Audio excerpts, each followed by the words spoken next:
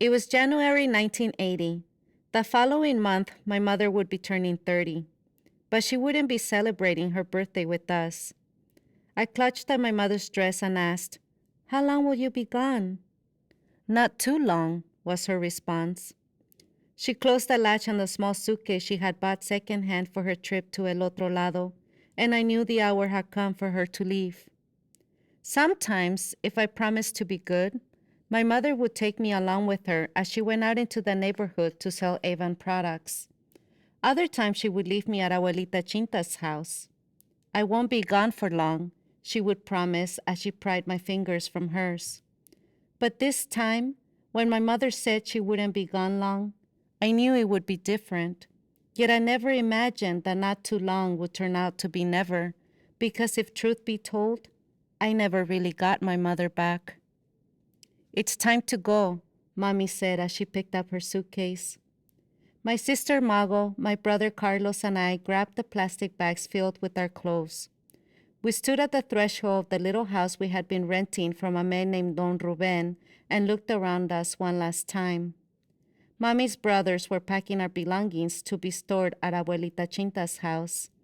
A refrigerator that didn't work, but that Mommy hoped to fix one day. The bed Mago and I had shared with Mommy ever since Papi left.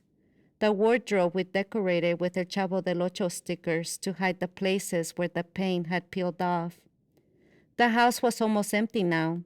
Later that day, Mommy would be handing the key back to Don Ruben, and this would be no longer be our home, but someone else's. As we were about to step into the sunlight, I caught a glimpse of Papi. Tio Gary was putting a photo of him into a box. I ran to take the photo from my uncle.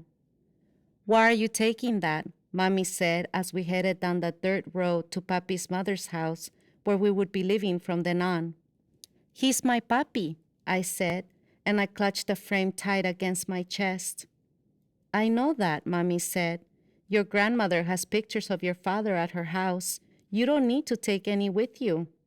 "But this is my Papi," I told her again. She didn't understand that this paper face behind a wall of glass was the only father I had ever known. I was 2 years old when my father left. The year before, the peso was devalued 45% to the US dollar. It was the beginning of the worst recession Mexico has seen in 50 years. My father left to pursue a dream, to build us a house.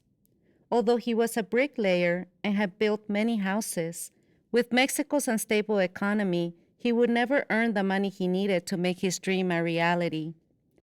Like most immigrants, my father had left his native country with high expectations of what life in El Otro Lado would be like.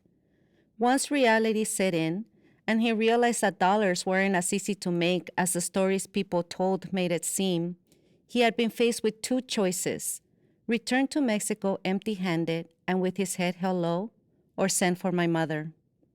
He decided on the latter, hoping that between the two of them, they could earn the money needed to build the house he dreamed of. Then he would finally be able to return to the country of his birth with his head held high, proud of what he had accomplished. In the meantime, he was leaving us without a mother.